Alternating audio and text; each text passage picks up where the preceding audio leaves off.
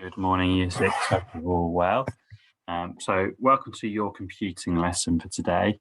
And we're going to be doing our last lesson linked all about networks.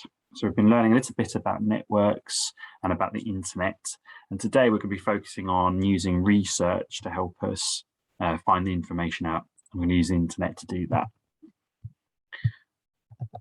So we're going to research today to find out about the age of the internet, when the internet first started. And we're also going to think about what the future might hold for us. And we're going to research and find out about a man called Tim Berners-Lee. And we're also going to try and think about some of the major changes that could happen in technology in our future, in our lifetimes. So the first thing I want you to think about is this word here. What is a search engine? You might have heard of them before. So you might want to have a quick chat with the person sitting next to you. What is a search engine? Okay, so a search engine is an application on a device. So a search engine is something a bit like an app on either a laptop or mobile phone or a tablet or a PlayStation, a device that has internet access, and it allows us to search for something on the internet. That's why it's called a search engine. Okay, now can you think of any examples of search engines that you might have used in the past?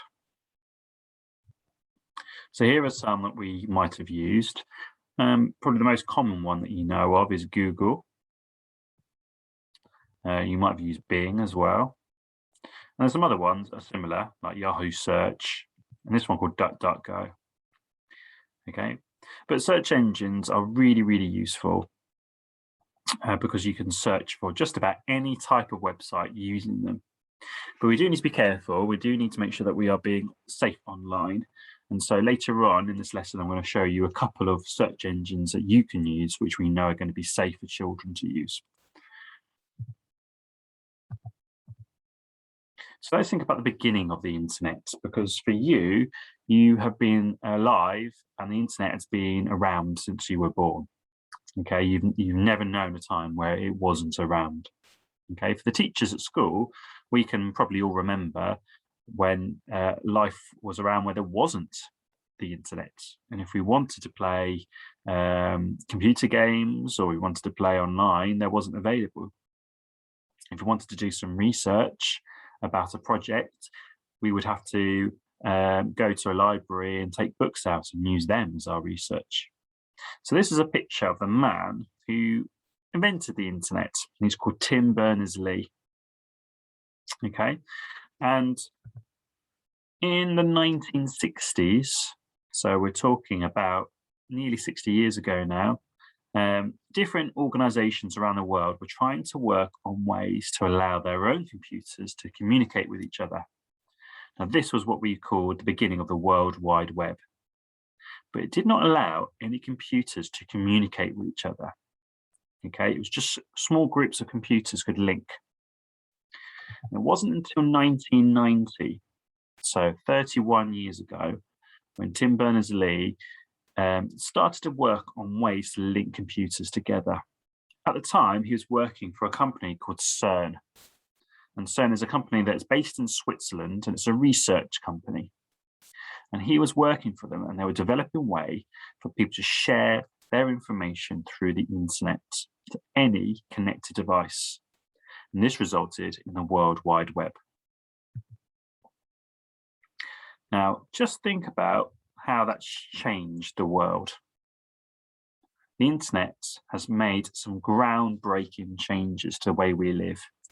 Can you think of a few examples of how the internet has changed our lives? Have a little stop and have a little chat with your talk partners. How's it changed our lives? Okay, so the internet has helped us to communicate with each other. It's helped us to learn new information. It's helped us to share information with each other. It's helped us to find ways to entertain each other as well. It's been used for a variety of things. But these are some examples of how internet has changed in our sort of recent times.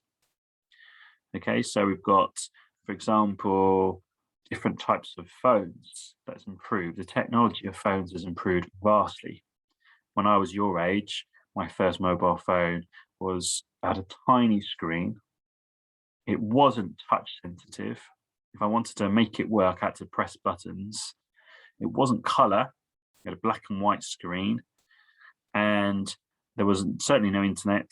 There wasn't any games on it. It was very basic. But think how far phones have come on in recent years. Now they are mini computers in your pocket. Laptops have increased in the amount of speed of information that they can send to each other, and they're getting smaller and lighter as well. Think about gaming has improved quite a lot. Now you can play games with anyone over the internet from all around the world and play games as if they were next to you playing the same game. Think about the improvements to communication. Okay, now we can actually see the people that we're talking to and share our communication and our discussions with them. Some new developments are things like VR. And I think that's something that is going to keep developing in the future. So being able to put a headset on and almost be part of the game or part of the experience. Social media is something that in recent times has got bigger and bigger as well. The ability to be able to share and talk with each other. So there's lots of technological improvements. Now, have a little think to yourself then. Where do you think technology is going to change in your lifetime? What sort of things do you think will be invented? Have you got an idea of things that you would want the internet to improve in your lives? So have a little chat. What sort of things do you think might happen in 10, 20 years? Have a quick chat. Okay, guys, so what I want you to do for your lesson today is I'd like you to research all about Sir Tim Berners-Lee. And you are going to fill in a writing template in order to do this. So what you're going to do is you're going to go to your Purple Mash homepage, which looks a little bit like this. And you need to go to your to-do section up here. And you're going to be looking for an activity that looks like this. So there's a little clipboard with a picture of a man on it. And that's Tim Berners-Lee. Okay. So you're going to click on that, and that is going to allow you to get the template that looks like this. And you're going to do research all about Tim Berners-Lee. So we've got his name at the top, and we've got some sections: early life, career, legacy, and awards. And to help you think about what you could put in there, we've got on the left-hand side here, we've got some boxes that tell you what things you could include. So for example, in the early life section, if you hover your mouse over it, it says there's some prompts there for you. So it says, when was he born? Where was he born? If you go down to the background section, it says, can you find out about the things in his early life that led to his connection with computing? Can you find out something about his parents? What did he study at university? So these are just some prompts to help you. Okay. So what we're going to do is we're going to use the internet to help us to search for this information.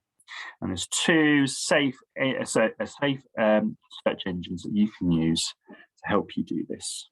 So the first one I want to talk to you about is one that's called Kiddle. And this is run by Google. You can see the same sort of letters and colors as Google.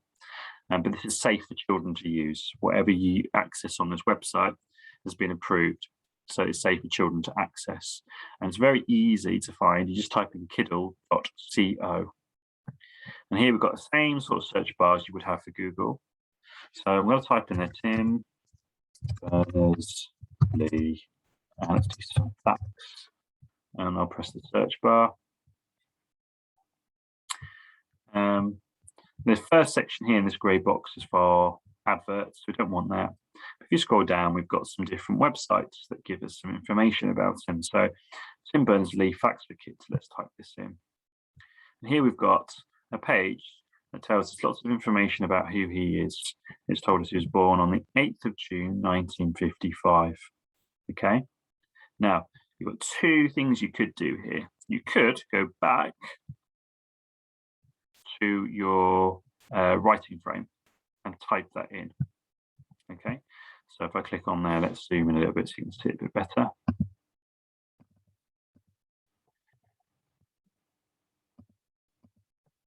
I could type, oops, see if I need to work. Oh, this text box doesn't want me to type in it. Okay, I'll do it in this one instead. So you could type it in, you say 8th of June, 1955. 8th of June, 1955. So I could do that. Or another top tip you could do is select the information you want, so highlight it. And if you right click on your mouse and press the copy button and go back to your document and right click again and press the paste button. Let's see if I can get this to work. No, let's try again. So right, copy. There we go. Born 8th of June, 1955. So there's two different ways you could do it. So that's Kiddle. You can see this is a great page because it's talking about his early life. So there's lots of information there that you want to use, and also his background. Another one you could use is called KidRex. And you just type in KidRex in your search bar and it will come up. The proper address is alarms.org. And this is another one that's safe for children to use. So if I type in Tim Berners-Lee facts. And again, the first few are adverts. We don't want those ones, but we have some other websites here that we can use as well. So if I do this top one, scroll down, here we go, some key facts about his personal life. Okay, so here it says he is one of 4 children of Mary Lee Woods and Conway Berners-Lee. Tim's parents both worked in building Ferranti Mark I, the first commercially produced computer. So you see his parents were working on computers at the time. So I quite like that. So I'm going to press my copy button. And I might put this in his early life section as well. There we go. So that was an inspiration for him. You also have a bit box here about his career. So what did he work on as he was learning to make the internet? What was he working on? This bottom one's called legacy. Now, if you're not sure what legacy means, if you go to the left-hand side here and hover over your mouth, it says, can you try to explain the impact of his developments on the modern world? What would the world today be like without the World Wide Web? So how has it impacted our lives? And that's the legacy of the internet. So what you're going to do today is just to fill in this fact sheet as best as you can. You can play around with the fonts and the colors as well to make it appealing to look for. But once you've finished your fact sheet, then just go over to the purple box at the top left and then press save so we know that you have it saved. Right, everyone, well, I hope you have a lovely, lovely day and you enjoy Forest School later on, and I'll see you soon. Bye-bye.